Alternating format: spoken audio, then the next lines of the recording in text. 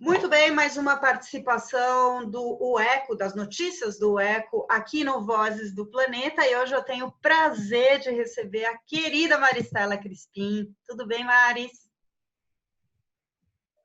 Tudo, e você, Paulina? Maravilha! Bom, a Maristela vai trazer para a gente hoje uma matéria destaque no Eco, que tem o título Um ano depois, a origem do óleo que poluiu o Nordeste segue desconhecida. E é isso mesmo, né, Maris? Um ano depois, ainda não se sabe, né? Eu queria que você contasse, então, para os nossos ouvintes o que eles vão encontrar na matéria. Então, a gente tem aí um ano de quando o óleo começou a aparecer no litoral nordestino, né? Então, nessa matéria, a gente conversou com várias pessoas que têm relação direta ou indireta com a questão do óleo. Então, a gente começou conversando com quem é atingido diretamente, que são as comunidades pesqueiras. Nós conversamos com a Comissão Nacional do Pescador e também conversamos com uma comunidade pesqueira aqui do estado do Ceará. E o grande problema é que essas pessoas continuam sofrendo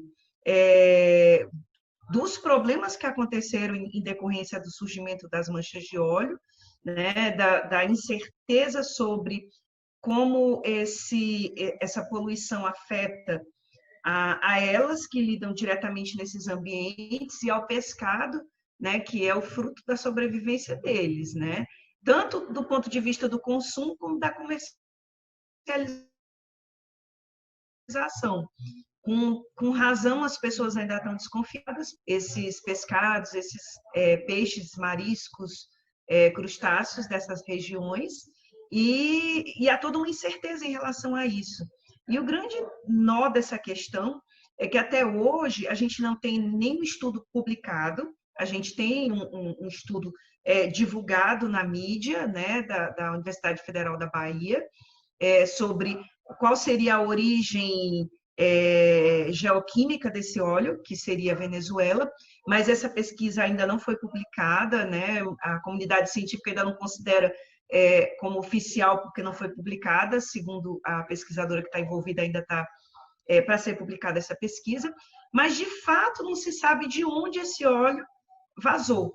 Isso é uma coisa importante, você ter uma certeza de onde isso se originou e também quais as consequências. Então, os pesquisadores que a gente ouviu submeteram agora um edital do CNPq específico para esses estudos, porque há uma grande falta de informação que preocupa todo mundo, né? Preocupa nós consumidores, nós pessoas que vivemos nessa região, né? Que vai aqui desde o Maranhão até o Rio de Janeiro, né? Foram todas regiões atingidas, a boa parte da costa brasileira atingida por esse óleo.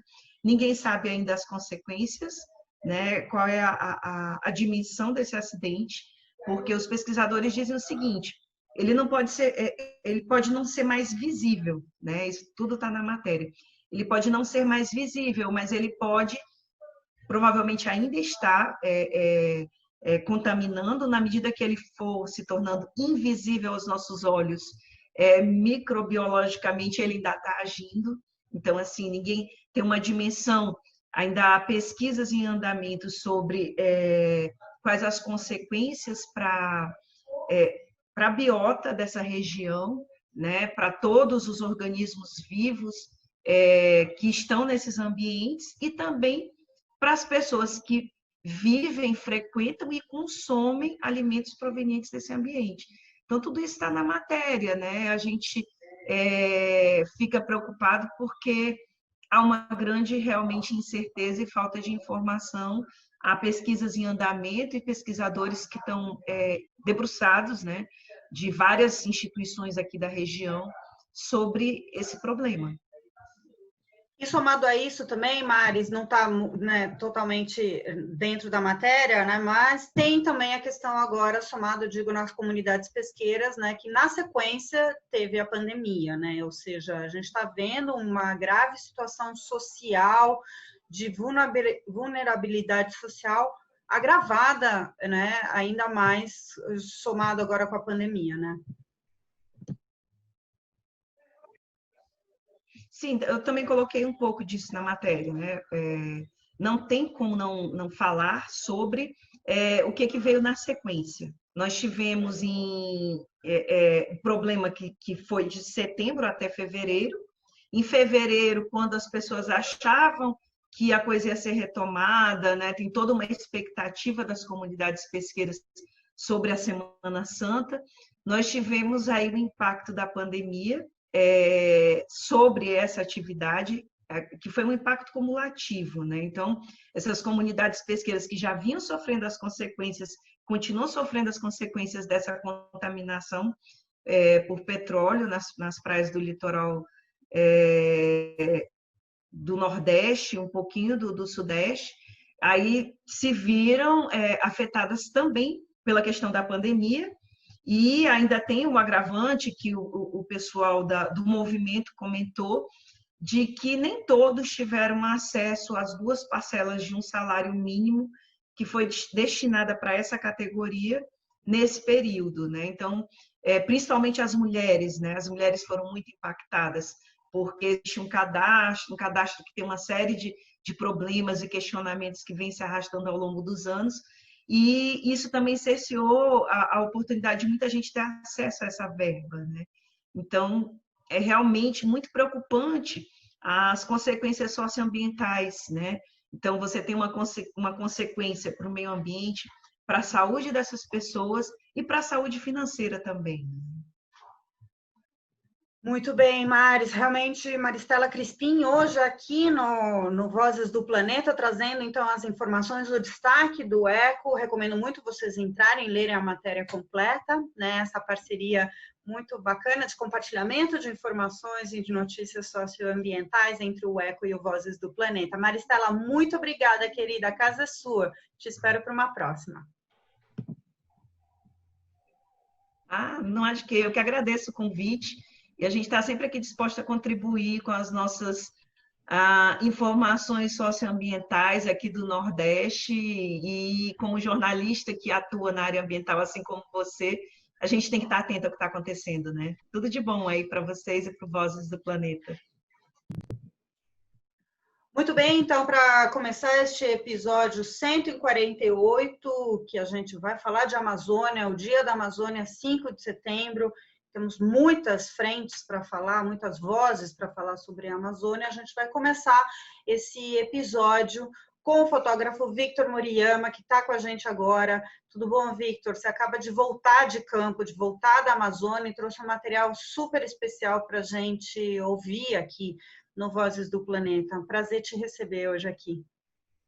Imagina, o prazer é meu. Foi uma viagem bem diferente por conta da pandemia. Foi a única viagem que eu fiz nesses 5 meses, mas é um compromisso mesmo com a Amazônia. Eu vou muitas vezes no ano para lá para trabalhar sobre os assuntos aí de conservação e desmatamento, né? E na verdade, foram 2 pernas. A gente fez uma primeira semana no Cerrado e uma segunda semana na Amazônia, dentro de uma investigação aí das relações da soja com o desmatamento na temporada das queimadas, né? Uhum. Então,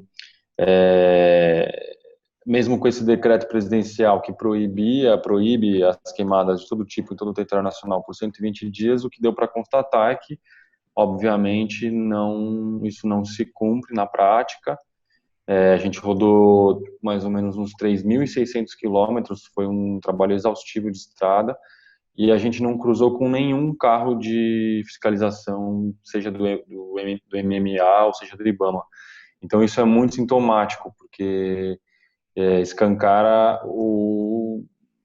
esse desmantelamento das políticas ambientais e na verdade, essa não política de combate, de conservação, de não combate aos crimes ambientais que estão acontecendo em todos os estados da Amazônia Legal, né? Então, esses áudios que a gente vai ouvir a seguir, esse relato, né? A gente pediu para o Victor aqui no podcast para fazer um relato, tipo uma espécie de diário em áudio dessa viagem. Tem alguns áudios que vocês vão ouvir realmente muito forte, o barulho do fogo, né? Eu não imaginei que fosse possível captar tão forte esse barulho do fogo. O que a gente vai ouvir a seguir, então, Victor?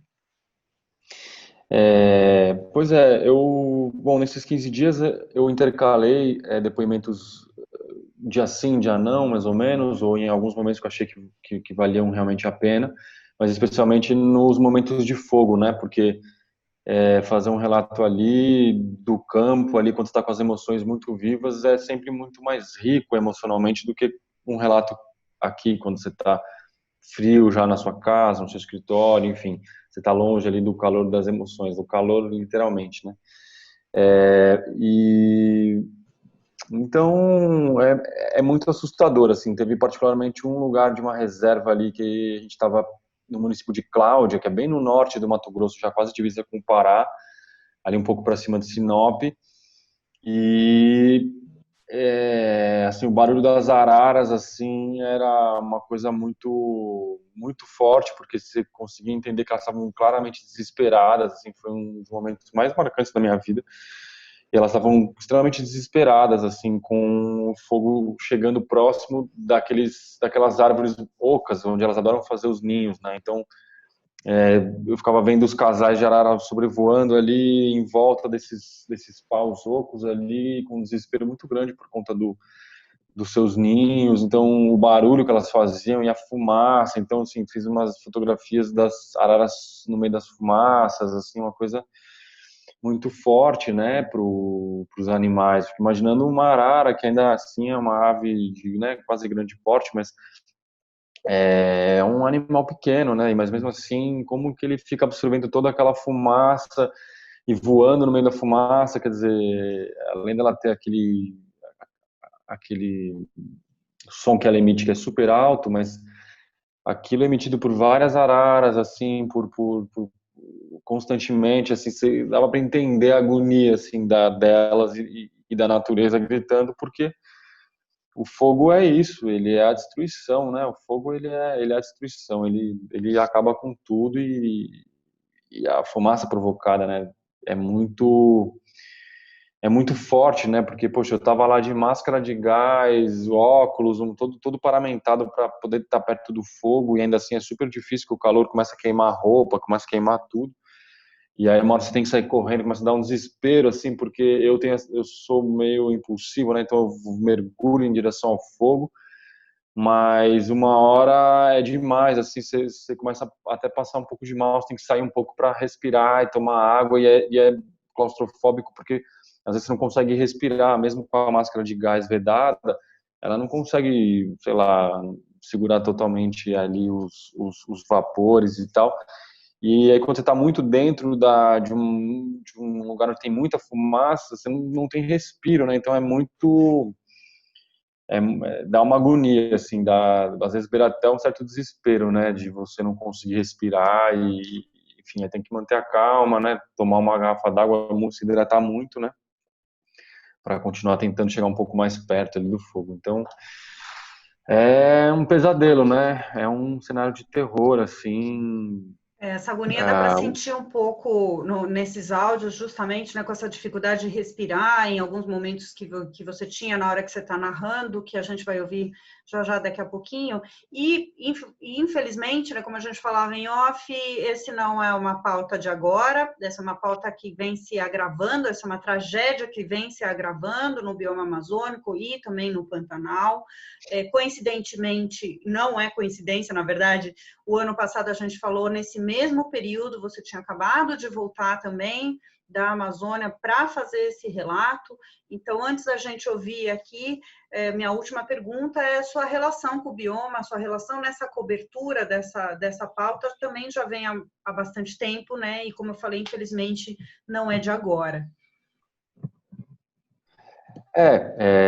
O desmatamento da Amazônia ele é muito complexo e ele já acontece historicamente, né, há décadas, né, que, na verdade desde que os portugueses entraram aqui, né, invadindo tudo. Então, mas é claro que ele se agravou muito nos últimos anos, né. Eu vi uma imagem de Cuiabá ontem, e Cuiabá está quase como estava São Paulo no dia do fogo aqui em agosto do ano passado, quer dizer, é uma cortina de fumaça. Eu estava lá em Novo Progresso, que é um dos epicentros ali do desmatamento, e ali era a cidade inteira, assim, tava com uma grande nuvem em cima dela, assim, era muita fumaça, a gente rodava assim, e a fumaça acompanhou a gente por quilômetros e quilômetros e quilômetros e quilômetros, e ela não cessava. Então, nessa região toda ali de Castelo dos Sonhos, Novo Progresso, que é uma região bem complicada, uma região onde as cidades foram formadas por pistoleiros, por garimpeiros, por madeireiros ilegais, é cheia de ramal de madeira ilegal ali na região, quer dizer, e a ausência de fiscalização desse atual governo é muito evidente, né? Então denota aí a política ambiental deles, que é uma política de destruição mesmo né, uma conivência com as atividades ilegais, né? Porque para eles o progresso é destruir tudo, né? Para colocar garimpo, para colocar fazenda, soja, boi, o que seja. E eu sou radicalmente contra essa visão, né? Como acho que todos os ativistas ambientais e, enfim, fotógrafos que trabalham na área entendem a importância da floresta de pé, viva, né? Mas, enfim, não sei se vale a pena entrar nisso. Então, é uma relação. Eu, como sempre fui um amante da natureza, sempre fui para o meio da natureza nas minhas férias desde pequenininho. Acho que é um pouco natural ter um trabalho forte com a Amazônia. Acho que isso aconteceu de uma maneira natural e é uma missão de vida, né? No fim das contas, tem uma missão que é toda vez que eu estou em campo, isso já me custou várias questões pessoais, assim, mas esse meu compromisso com o jornalismo, esse compromisso com a conservação da Amazônia e poder mostrar, nesse caso, para o mundo também, porque, enfim, como estou trabalhando quase só para o New York Times, as pessoas de fora conseguem ter uma dimensão muito mais clara da complexidade dos processos que acontecem no desmatamento da Amazônia, e é uma grande responsabilidade da minha parte, mas também é uma honra poder ocupar esse lugar de poder denunciar esse processo de destruição que a floresta está vivendo. Então, depois de muitos anos trabalhando nas questões da Amazônia, que são muitas, eu estou editando um livro aqui sobre essa destruição da Amazônia, né, o que está acontecendo na floresta e que se intensificou nos últimos anos. Então, eu acho que o nosso papel como jornalista é sempre esse, é poder investigar, denunciar, fazer, porque são crimes, né, que estão acontecendo e com a conivência do Estado. Então, o nosso papel é sempre fazer as perguntas que incomodam, porque escancaram a ausência do Estado, a ausência de interesse, a ausência de combate, a ausência de plano, a ausência de estratégia, né? As imagens, elas falam sobre tudo isso, né? Exatamente, como uma outra grande jornalista que agora vive na Amazônia, a Eliane Brum, disse uma vez em conversas, a gente tem que ter a responsabilidade pelo espaço conquistado. Então, esse é o nosso papel como jornalista, ainda mais se a gente consegue ter algum destaque em várias frentes, né? Muito bem, muito obrigada pelo seu trabalho, parabéns. E te agradeço especialmente aqui por nos trazer essa experiência agora auditiva do que é estar presente nessa situação, né? Hoje ouvimos então o Victor Moriyama, fotógrafo, a gente vai ouvir então esse relato agora recente de uma cobertura do fogo na Amazônia, do desmatamento na Amazônia. Victor, foi um prazer e muito obrigada mesmo por esse material riquíssimo. Imagina, tamo junto. Eu acho que o áudio ele é único, né? É um momento que a gente desliga os outros sentidos só para ouvir.